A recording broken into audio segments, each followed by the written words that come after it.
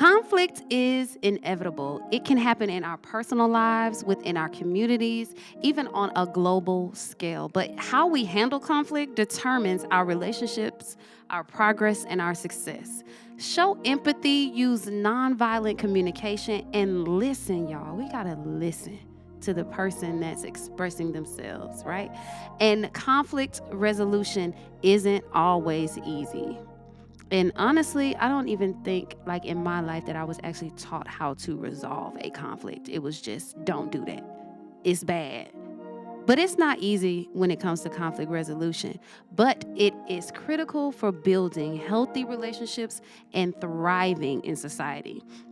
Now it's up to you to start putting the tips that I said today into practice, okay? So please, y'all, let's work together to create a more peaceful and harmonious world.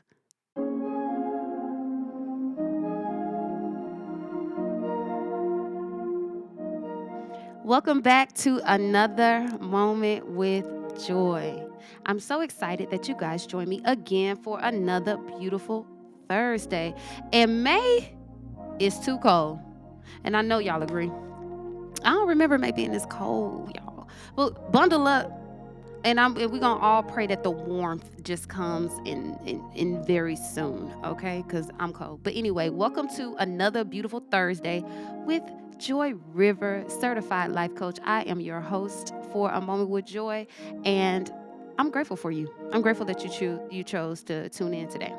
So today I am, of course, answering another question from an anonymous listener, a viewer of the podcast. And you guys can send your questions into me by via website, creativeenergy.life. And I'll read them, go through them, and if I want to share your story or your question, I will ask you and get your permission first, and it will be anonymous, so we will not say your name. I love these questions. I love that y'all send them in, and I enjoy reading them and helping y'all out because you're not the only one going through what you're sending me. So, before we get started, make sure you subscribe to the channel. Make sure you press that subscribe button. Make sure you're in the comments. Go to the live chat where we are right now. Go to the live chat where we are right now. Go to the live chat. Go to the live chat. That's my fourth time saying it.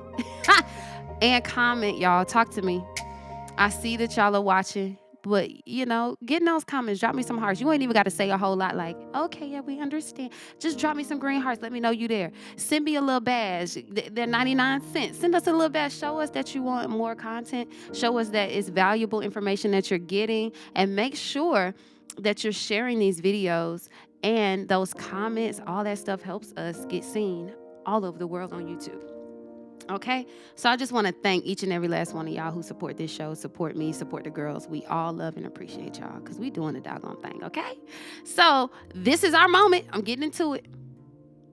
Where we heal, we grow, and we evolve together. So we're going to just get right to it. We're going to get into this letter, okay? So here we go. Joy, I hope this letter finds you well. I have been listening to your podcast for months now, and I have found great solace in your words of wisdom. Thank you. I am writing to you today, seeking your advice on how to better solve conflicts in relationships. You see, I found myself in bad relationships where both of us couldn't seem to resolve conflicts due to lack of understanding of how to communicate effectively. I met my ex-boyfriend, Mark, 2 years ago. At first, everything was perfect. We had so much in common and enjoyed spending time together. However, as time went on, we started to have disagreements, which turned into arguments. And I always thought that it was normal for couples to argue. But we never seemed to resolve our conflicts. Mark and I had completely different communication styles, and I would express myself clearly and directly, but he would often shut down or become defensive. I felt like he wasn't listening to me or acknowledging my concerns. Instead, he would dismiss me or change the subject, which made me feel unheard and unimportant. Our arguments became more frequent, and the tension between us started to affect every aspect of our relationship. We were both unhappy, but we didn't know how to fix it. Eventually, we both agreed that it was best to end things and move on. It wasn't until after our breakup that I realized how much damage had been done. We loved each other, but we didn't know how to communicate effectively, which ultimately led to our downfall. I was heartbroken, but I knew I needed to learn how to solve conflicts in a healthy way to avoid making the same mistakes in future relationships. Your podcast has given me hope and guidance before. How can I avoid making the same mistake again, Joy? Thank you for providing such a valuable resource to help people like me navigate the ups and downs of relationships. Your advice is invaluable, and I will continue to listen and learn from your podcast. Y'all so sweet. Real talk. Y'all so sweet. Thank you for sending your letter in. That's number one. Thank you for having the courage and the faith in me to help. You know what I mean? Like, I really, really do not take it lightly when you guys ask me. And then y'all affirm me too when y'all ask. So I love it. Okay? So, yes, girl. Yes. I will help you with the communication part of everybody, because everybody that I know probably had an issue with communication, or point blank period. Everybody's either ran during an argument, fought during an argument, shut down during an argument, just kind of took it way out of proportion. All of us have been there. And today we're going to talk about conflict resolution. How can we get better at communicating with each other when it comes to conflicts?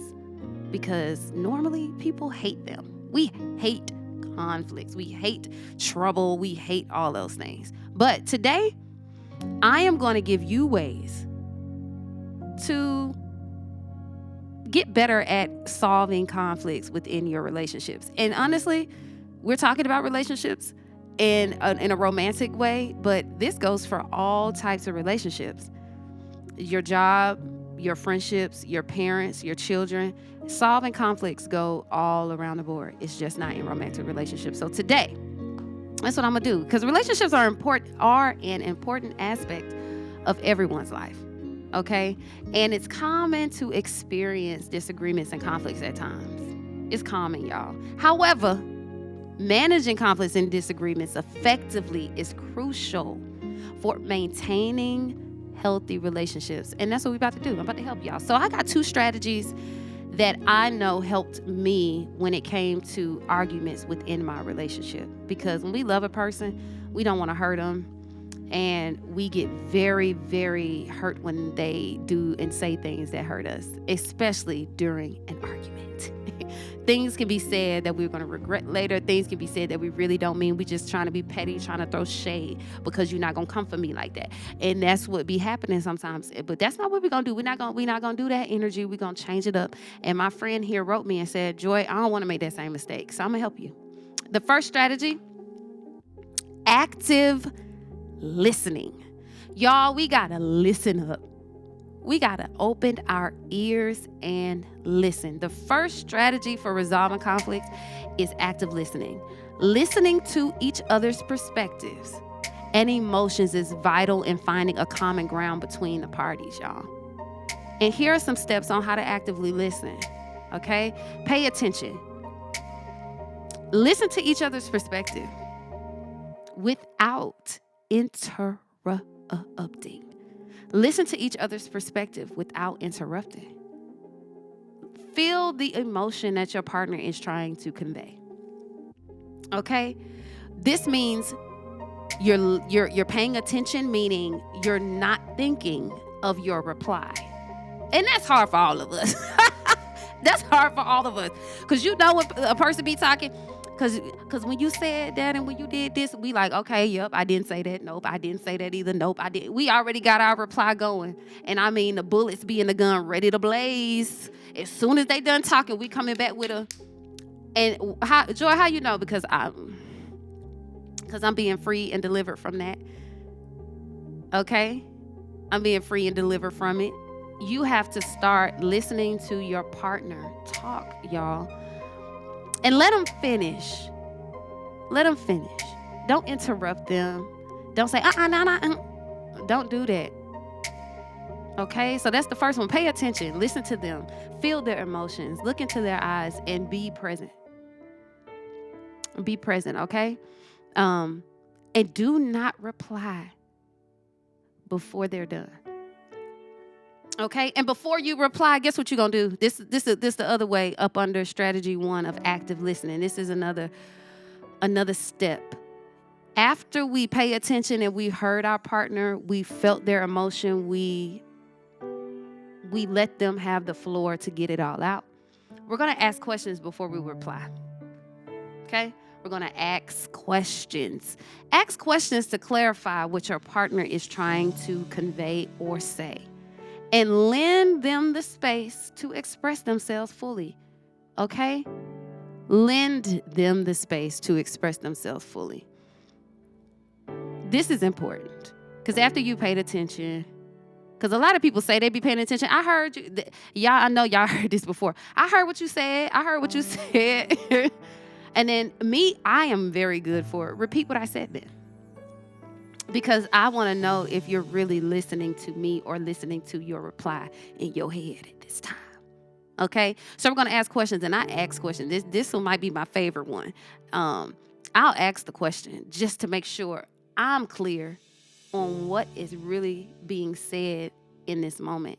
Okay? So make sure you're not afraid to ask questions. And if you're on the receiving end, do not get upset when someone who's trying to actively understand you, someone who's trying to actively accept you as you are, your emotions as you are, if they're really in it for you, do not get offended by your questions. And if you get offended by questions, if you're offended when people want to know you in a deeper way and they have questions for you, then we got to go back to self.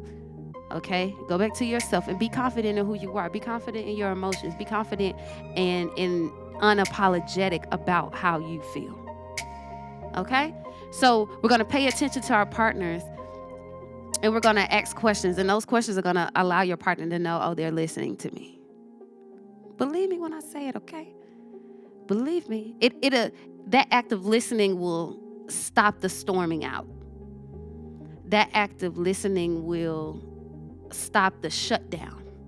It creates that safe space for a person to go, oh, we can really pour out here, okay? The last step for active listening, y'all, gotta show empathy. Try to understand their feelings instead of, how do I say this? Instead of judging them and invalidating their emotions and them, period. Expressing empathy with your partner shows you are present and willing to listen and you understand what's happening. Empathy isn't rah-rah, yelling, screaming, pointing. I don't want to. Although, hear me, I'm not against yelling per se, because sometimes people are very angry and it needs to come out. I'm a life coach, so I understand the range and spectrum of emotion. So I can take a person yelling and I know like they needed to get that out. And that's why, sidebar, that's why one day Joy at my wellness center that I will have one day, it's going to have a rage room in there for y'all. Because that anger cannot stay in your body. It needs to come out. But we are not going to unleash the dragon on the person we love, okay? So showing empathy is the opposite of that dragon. Showing empathy is the dove that lays on the shoulder and it's soft and it understands. Okay? So be present with your partner and show empathy. And if you're used to shutting down and running away, and that has been your go-to because you're comfortable there, like I ain't dealing with this, then use these steps. Start listening. Open up your heart to listen to what the person in front of you is saying, because it's hard. Trust me, I've been there. But once I started listening to what the person's actually saying, I'm like, oh, it's not up for you to say, I'm going to go with what they're saying. It's more like they are allowed the space to feel how they feel. And if I love them the way that I say I love them, if I care for them the way that I say I care for them, then empathy is just second nature. And everything you do, even in conflict resolution, no matter if you're at your job, at church, at home, with your child, let love be the leading factor. Lead with love in everything you do, okay? And at the end, I'm going to give ways to heal from this as well, okay? So stay tuned for that. Pay attention. Ask the questions that need to be asked. Do not be afraid in conflict, in the middle of an argument, to ask your partner, what do you mean by that? What do you mean by that? It's okay to ask that. And partner, don't get upset. Just let them answer the question fully. Not because you know why. Let me tell y'all. Stop doing it. Because you know why you should know. No. Express yourself. And we said that last episode, express yourself. Use your words. Say how you feel and mean it unapologetically. So what we're going to do, we're going to start listening. Paying attention, asking questions, showing empathy. Strategy 2. It's collaboration. Y'all got to collaborate. We got to come together. What's that, Joy? Collaboration is when both parties work together and communicate respectfully. We communicate respectfully, and we're doing that to get to the needs of us both. Okay? And here are some steps to help you collaborate. We're going to focus on solutions. So when we come in, we're in an argument, and we've already listened, we paid attention, we understood. Now we're going to focus on solutions, because women, I know us, we'll draw it out. Men too. Y'all be doing it too. So let me not even do that. We'll draw out the problem over and over again when we're used to feeling that heaviness of the conflict, because sometimes I think people get used to that. It becomes a comfort thing. Like, as long as we're arguing, we're good. No. People really don't go into arguments with solutions on their mind. And I really think that's key. If I know that's my thing now. When I know that this is a disagreement, misunderstanding, miscommunication, I already know that the person in front of me may not be where I am. And it's always refreshing when they are where I am, meaning we can actually go into it. Hey, I didn't like this, but this is how we can help that. And it ends. This is how I felt. This is how we cannot let this happen again. It's solutions. So what are we going to do? We're going to focus on solutions. When you're talking to your partner, if you know your partner storms out, or he shuts down, or she shuts down, she doesn't really like it, start with the solution. Hey, I know this hurt you. This is how we can fix it. And that solution it'll change the energy in the room, in the people that are involved. When we get to the solution, like, oh, that will help. Oh, that can help. Everybody needs to be open-minded, okay? What's the second one? Use I statements. Y'all, use I, me, I, okay? That you ain't, no. Let me give an example. The example is, I need you to listen to me when I talk. I need you to understand me when I speak.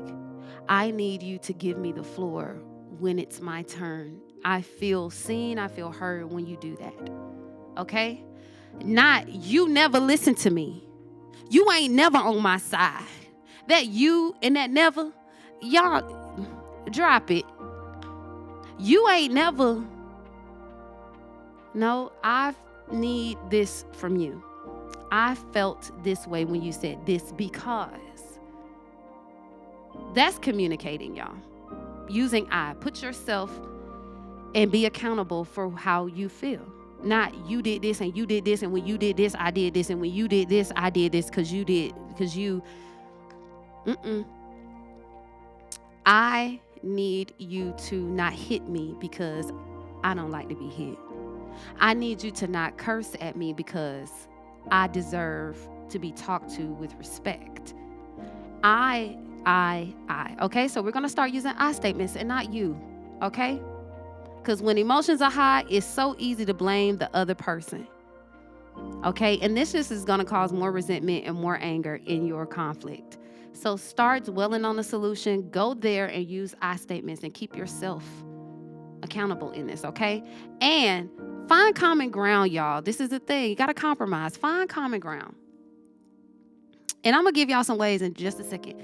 Find common ground and come up with solutions that fit both of you. Not just one, but both.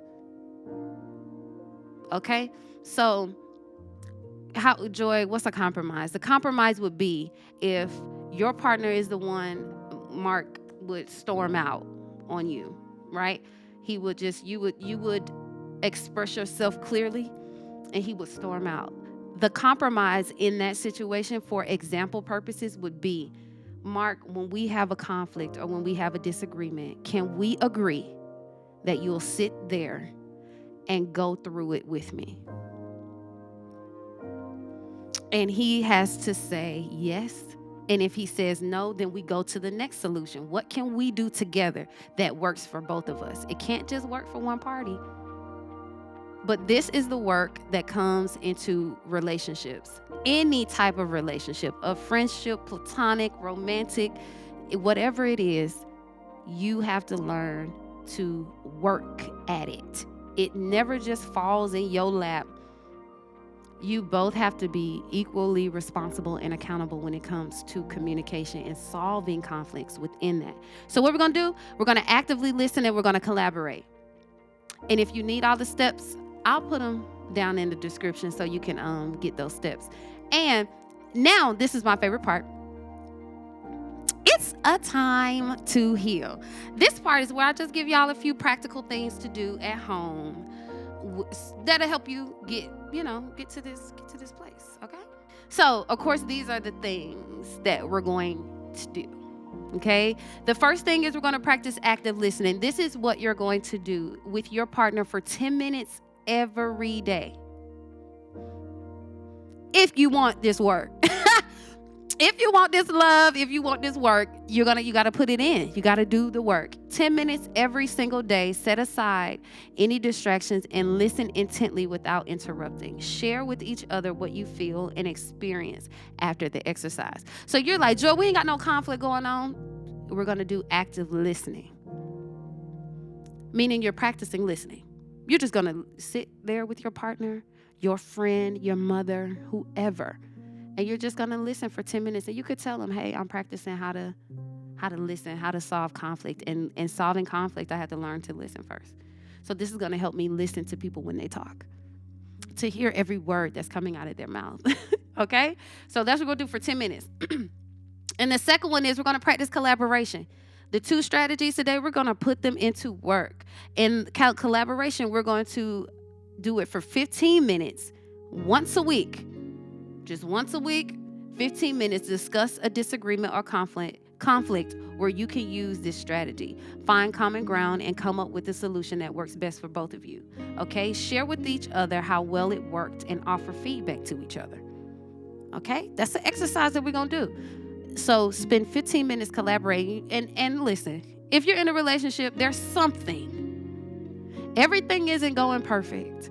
There's something that y'all can collaborate on and come to a common agreement with that can help your relationship flourish and grow and become super, super, super strong. And the way to solve conflict is to listen and come together and focus on solutions. Okay? So I hope that this helped you in some way because it definitely helped me. And thank you guys once again for tuning in with me and showing love. And no matter what you're doing, know that I love you. I love you. I love you. Thank you for tuning in. I can't wait to see you guys next time. Okay, peace.